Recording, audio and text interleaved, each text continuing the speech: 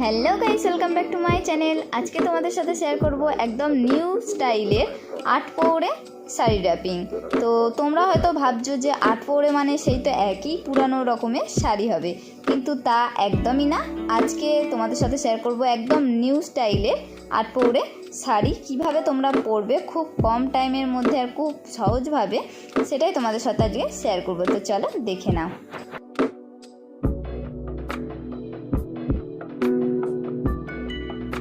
দুর্গাপুজো এসেই গেছে, তোমরা চাইলে এবছর দুর্গাপুজোতে এরকম স্টাইলে শাড়ি পরতে পারো। তো তাই তোমাদের আমি দেখাচ্ছি। তো দেখো, ফার্স্টেই দেখো আমি একটা সাদা, লাল আর হলুদ একটা শাড়ি নিয়েছি। তো তোমরা চাইলে যে কোনো রঙের, তোমাদের যেটা যার ভালো লাগে সেরকম কালারের তোমরা শাড়ি পরতে পারো। আর দেখো, শাড়িটা কিন্তু আমি ভীষণ টাইট করে আমি রোলিংটা করছি। তো তোমরা নিশ্চয়ই দেখতে পাচ্ছ কোমরের কাছে। তো আমি খুব টাইট করে আমি শাড়িটা পরছি। তো টাইট করে শাড়িটা পরলে খুব স্লিম লাগে আর খুব সুন্দর দেখতেও লাগে। তো দেখো, কোমরের কাজটা তোমরা ভালো করে একটু ট্যাকিং করে নেবে, যাতে সামনের দিকে ফুলে না থাকে।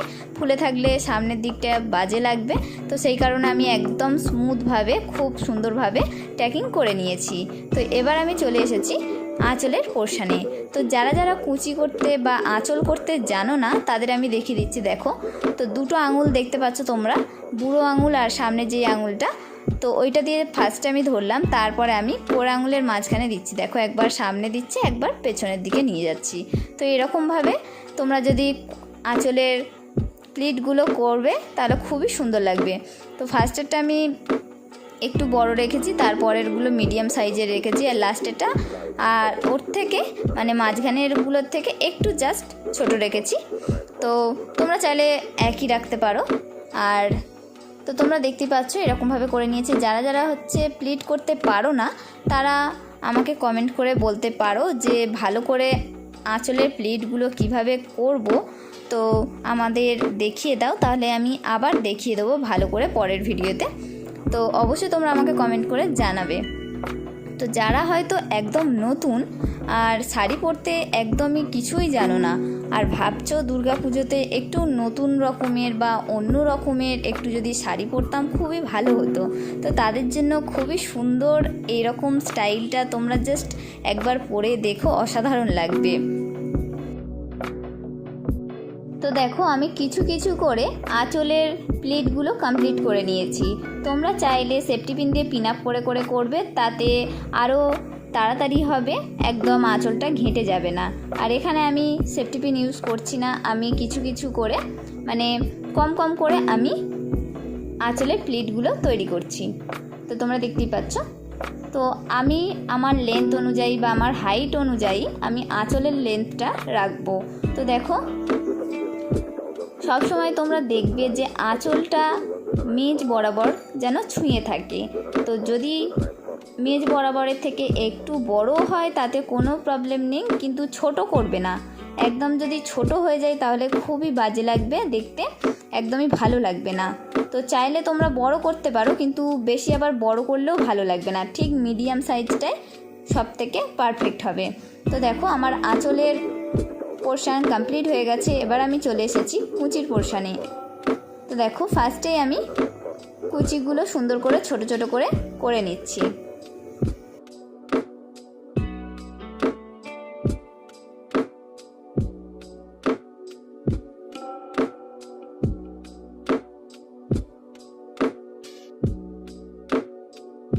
তো কুচি করার পরে এরপরে আমি সমান করে কুচিগুলোর মাথাগুলো ধরে নিচ্ছি, তো যাতে ছোট বড় না হয় সেই কারণে। আর একটু হালকা করে ঝাঁকিয়ে নিচ্ছি, যাতে ভাঁজগুলো খুব ভালোভাবে সুন্দরভাবে পড়ে।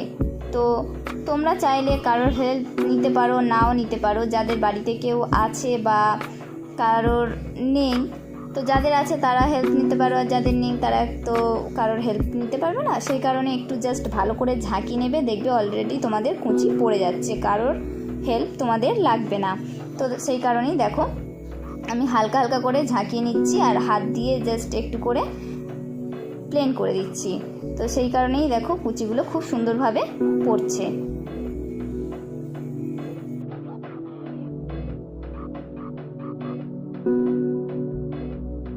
তো তো দেখো কুচি করা আমার কমপ্লিট হয়ে গেছে, এবার আমি ট্যাকিং করে নিচ্ছি।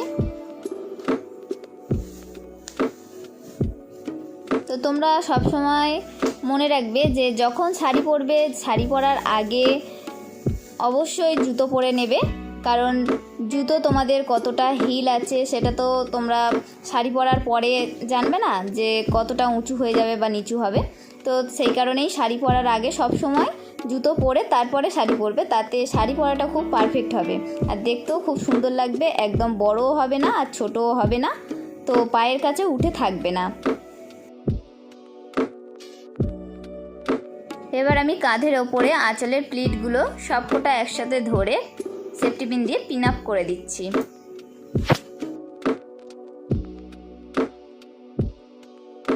তো দেখতেই পাচ্ছ আমার পিন আপ করা হয়ে গেছে।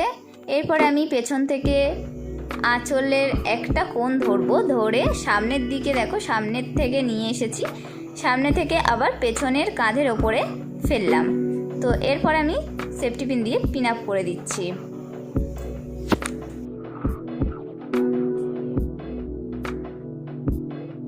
তো পিন আপও করা হয়ে গেল। এরপরে দেখো দু সাইডে আমার বাঁ দিকে আর ডান দিকে যে আঁচলের মাথার পোর্শনটা আছে আর এই সাইডে দেখো যে এই সামনে যে এই সাইডটা আছে, দুটো একসাথে আমি জয়েন্ট করব, করে পুরো ভি আকৃতির মতো আমি করেছি। দেখো ভি আকৃতির মতোই হবে সামনে গলার কাছে। তো এরপরে আমি সামনে গলার কাছে সেফটি পিন দিয়ে পিন আপ করে দেব।